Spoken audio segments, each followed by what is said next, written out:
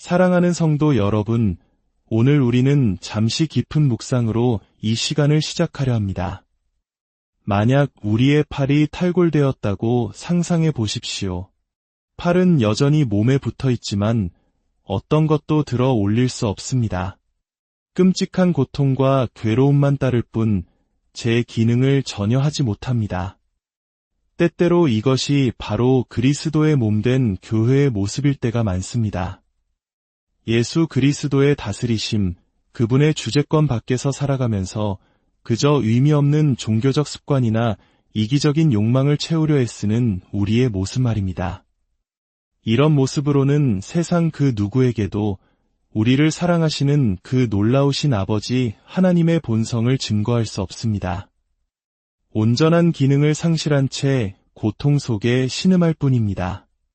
오늘 이 귀한 말씀을 통해 우리가 어떻게 하면 하나님의 온전한 형상을 회복하고 세상 속에서 그분의 살아있는 증거로 살아갈 수 있는지 그 깊은 진리를 함께 나누고자 합니다. 이 메시지가 여러분의 삶에 큰 울림과 변화를 가져다 주기를 소망합니다. 잠시 시간을 내어 이 말씀이 필요한 누군가에게 공유해 주신다면 하나님의 은혜가 더 널리 퍼져나가는 귀한 통로가 될 것입니다. 여러분의 그 작은 섬김을 통해 주님께서 더 큰 축복으로 함께 하시기를 기도합니다. 태초에 창세기 1장에서 하나님께서는 인류를 향한 그분의 위대한 계획을 선포하셨습니다. 하나님이 이르시되 우리의 형상을 따라 우리의 모양대로 우리가 사람을 만들고 그들로 바다의 물고기와 하늘의 새와 가축과 온 땅과 땅에 기는 모든 것을 다스리게 하자 하시고 성부, 성자, 성령, 삼위일체 하나님께서 말씀하십니다. 우리가 사람을 만들자. 그리고 그 사람에게 바다의 물고기, 하늘의 새, 땅의 모든 생물을 다스리는 권세를 주셨습니다. 하나님께서는 자신의 형상대로 사람, 곧 인류를 창조하셨습니다. 그런데 놀라운 것은 그분을 드러내기 위해 남자와 여자, 둘을 창조하셨다는 점입니다. 하나의 온전한 형상을 나타내기 위해 둘이 필요했던 것입니다. 그리고 하나님은 그들에게 복을 주시며 말씀하셨습니다. 생육하고 번성하여 땅에 충만하라, 땅을 정복하라. 생육하라는 것은 여러분의 삶을 통해 생산적인 열매를 맺으라는 의미입니다. 번성하라는 것은 자녀를 낳고 그 자녀가 또 자녀를 낳아 온 땅을 채우라는 명령입니다. 하나님의 대리인들이 온 땅에 퍼져나가 이 세상이 온전히 하나님의 통치 아래 놓이게 하라는 것입니다. 정복하라는 단어는 에덴 동산이 세워진 이 땅에 영적인 어둠의 세력이 존재했음을 암시합니다. 이것은 하나님의 군사적 계획이었습니다. 사탄은 하나님께 위협적인 존재가 아닙니다. 하늘에서 하나님과 사탄 사이의 전쟁은 없습니다. 사탄은 감히 하나님께 대적할 수 없습니다. 사탄은 오직 하나님의 형상대로 지음받은 우리와 전쟁을 벌이고 있을 뿐입니다. 하나님께서는 아담과 하와에게 복을 주시면서 동시에 책임을 부여하셨습니다. 이것은 아주 중요합니다. 달란트의 비유를 기억하십니까? 순종에 대한 보상은 더 큰 책임이었습니다. 하나님의 나라에서 책임을 감당하는 것은 우리에게 생명을 주는 일입니다. 오히려 책임 없이 살아가는 삶, 주님 밖에서 행하는 봉사는 우리를 지치게 하고 고갈시킬 뿐입니다. 우리가 하나님께서 주신 사명을 온전히 받아들이고 그분의 영광을 위해 우리 자신을 온전히 드릴 때 우리는 새로운 힘을 얻고 진정한 정체성과 목적의식을 회복하게 됩니다. 창세기 2장에서 하나님께서는 사람이 혼자 사는 것이 좋지 아니하니 내가 그를 위하여 돕는 배필을 지으리라고 말씀하십니다. 이 돕는 배필이라는 구절은 성경에서 가장 많이 왜곡된 구절 중 하나일 것입니다. 많은 사람들이 이 구절을 통해 하나님께서 남자의 성공을 돕기 위한 조력자로서 여자를 창조하셨다고 해석했습니다. 그것이 완전히 틀린 말은 아니지만 진실의 전부가 아닙니다. 이 관계는 상호적인 것이기 때문입니다. 남자와 여자는 각자가 본래 의도된 온전한 모습이 될 수 있도록 서로를 돕는 존재입니다. 여성이 남성에게 종속되는 개념이 결코 아니었습니다. 여기서 돕는 자라는 히브리어 단어의 본래 의미는 아내가 남편과 얼굴을 마주하고 동등하게 서서 남편에게 부족한 모든 것을 채워줄 능력을 온전히 갖춘 존재라는 뜻입니다. 이것은 동등한 중요성과 능력을 가진 서로를 마주보는 동반자 관계를 의미합니다. 하나님 아버지를 온전히 드러내기 위해서는 남성과 여성이 모두 필요합니다. 둘이 하나보다 낫다는 말씀을 우리는 압니다. 하지만 둘이 연합할 때만 하나보다 나은 것입니다. 둘이 나뉘면 오히려 하나보다 못하게 됩니다. 바로 이 다양성의 독특함 속에서 그분의 형상이 온전히 드러나는 것입니다. 남성이든 여성이든 어느 한쪽만으로는 결코 하나님을 온전히 나타낼 수 없습니다. 이는 인종의 문제에서도 마찬가지입니다. 이 시대의 정신은 국가의 경계, 남성과 여성이라는 정체성의 경계, 심지어 인종 간의 경계를 허물고 우리를 모두 똑같은 존재로 만들려고 합니다.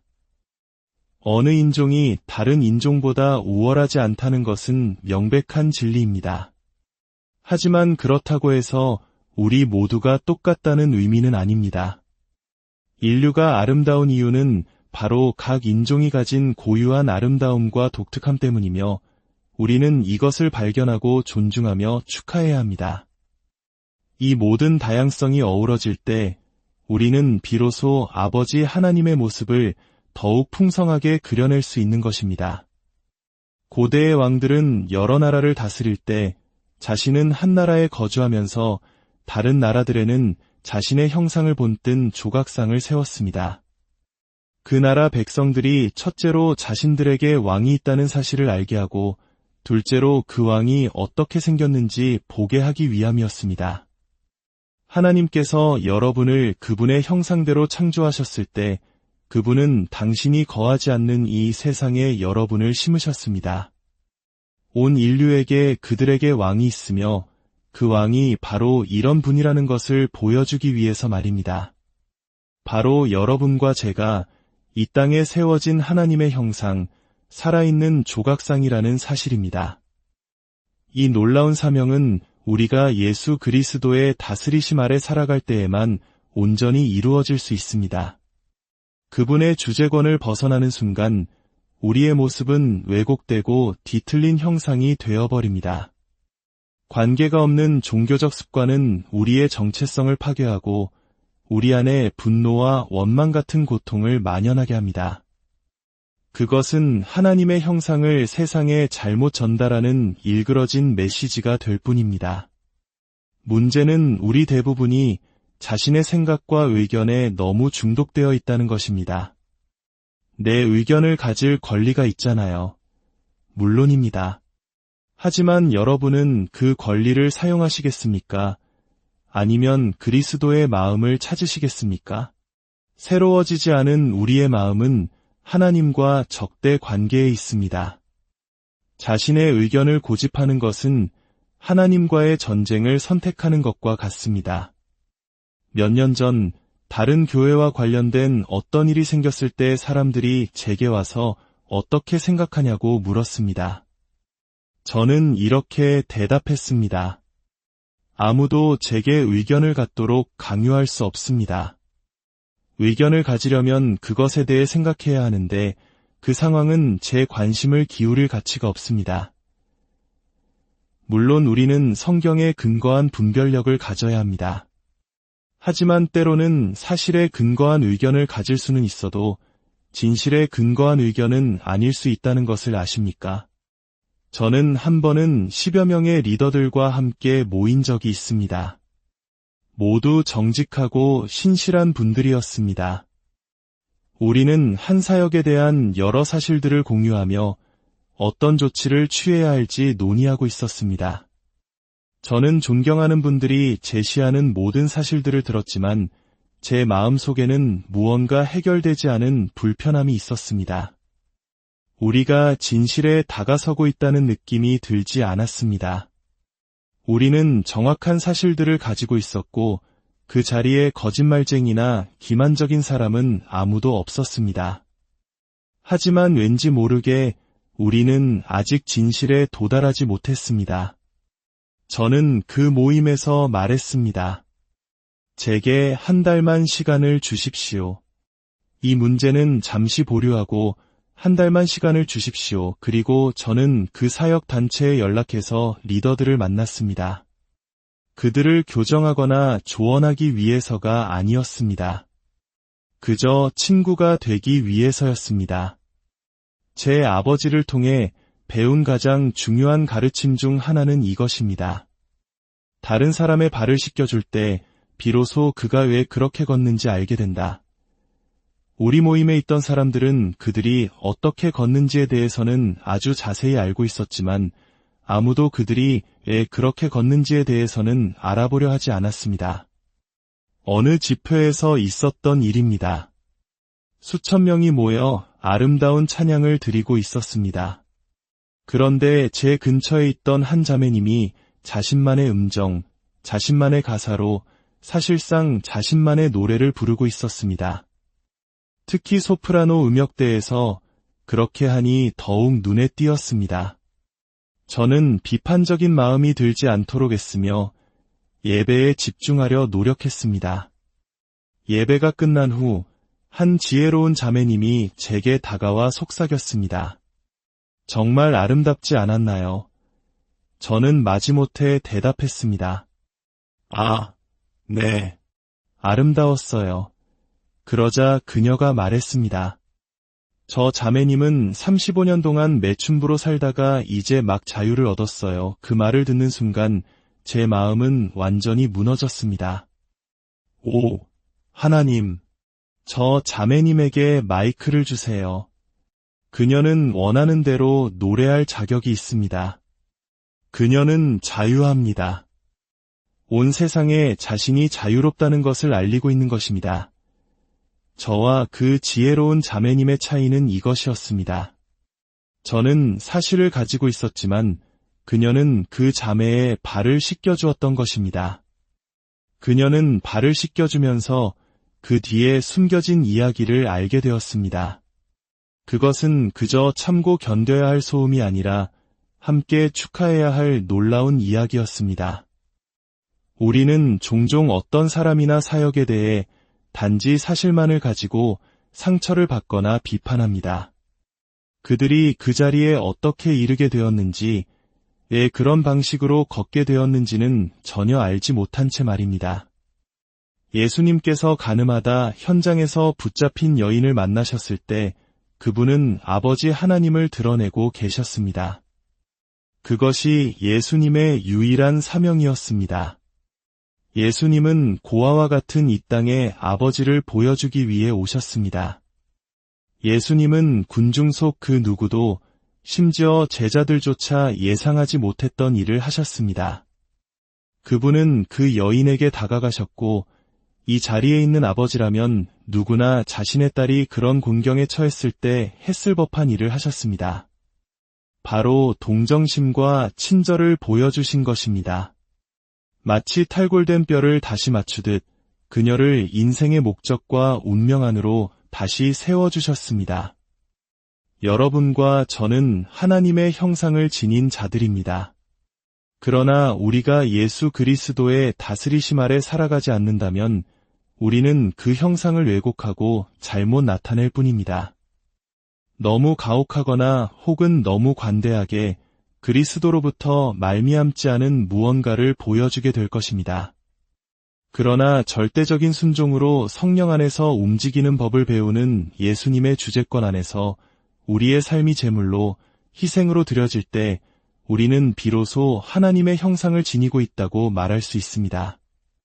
우리가 속한 나라에, 도시에, 이웃에, 그리고 가족에게 우리에게는 왕이 있으며 그 왕이 바로 이런 분이라는 것을 상기시켜주는 존재가 되는 것입니다. 여러분은 거듭날 때 부서진 사람을 단순히 수선받은 것이 아닙니다. 예수님께서는 부서진 사람을 완전히 새롭게 창조하셨습니다. 여러분은 예수님의 보혈이라는 반창고를 붙인 죄인이 아닙니다. 여러분은 죄인이었지만 다시 하나님의 형상으로 재창조된 새로운 피조물입니다. 고린도후서 5장은 말합니다. 그런즉 누구든지 그리스도 안에 있으면 새로운 피조물이라 이전 것은 지나갔으니 보라 새 것이 되었도다. 태초의 6일 창조 이래 사람이 거듭나기 전까지는 그 어떤 새로운 것도 창조되지 않았습니다. 그러다 하나님께서는 여러분과 저를 새로운 인류, 이전에는 존재한 적 없던 새로운 존재로 창조하셨습니다. 예수님은 죽은 자 가운데서 살아나신 첫 번째 사람이 아니었지만 죽음으로부터 태어나신 첫 번째 분이셨습니다. 새로운 인종의 첫 열매, 새로운 피조물의 시작이 되셨습니다. 새로운 피조물은 어떻게 생각하는지를 발견하는 것, 이것이 우리에게 일어날 수 있는 최고의 일 중 하나입니다.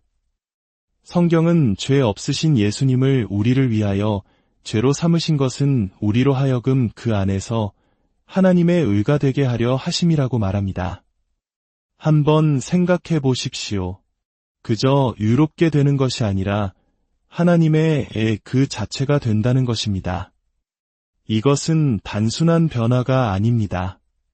죄인에서 무죄한 자로 바뀌는 것을 넘어 삶의 모든 부분에서 죽음을 드러내던 죄인에서 길의 모든 모퉁이에서 생명을 드러내고 증진시키는 하나의 의로 변화된 것입니다.